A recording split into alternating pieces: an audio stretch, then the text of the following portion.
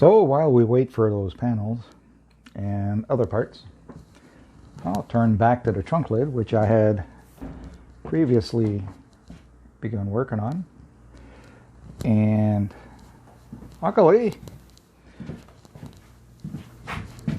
some of it's good. Driver's side half is pristine. Passenger side, yeah. You know, passengers always drooling. Got the back of it wet. I'm kidding. But I am glad I got half of it good, so I can measure the straightness of it, and because I'm going to have to rebuild all of this lower point here. I'll try to get in close.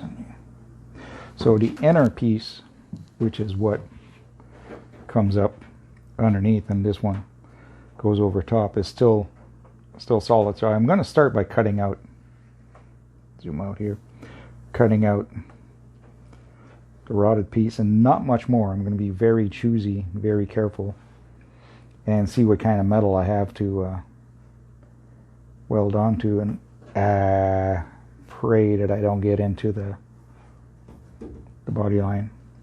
Looks like I got about a 1/4 inch or so. I hope.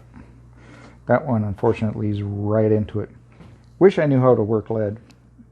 Actually, I knew a guy who did, and I watched him do it, but he's dead. And I don't have lead. I think it was 70-30 lead to tin. I used to have the big old wooden pallets and jug of oil, dip in 30 weight. Be the way to go with all of this, I think. But anyway, I'm just rambling on. That's where it is.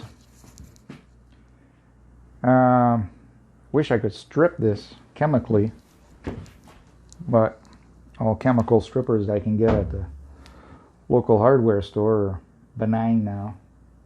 Of course, they've taken the only active ingredient out of everything, so now you barely strip latex with it, I guess. Wouldn't touch any of this. If you guys know what works. I stripped an entire car once with poly super stripper when I was 25. I'm dating myself here. 28 years ago. So, that's where I am. There's 3 minutes of your life you'll never get back, but it's where I am. The rest of it is perfect. I taped off the list there, whatever you want to call it. I really don't care about jacking instructions. I'll try not to mess it up, but I was really concerned in keeping this, because that's probably telling. So, back to work. Be good. Front row. This is only a few minutes later, and not good. So I opened this up, and see gaps. Let me switch hands here, and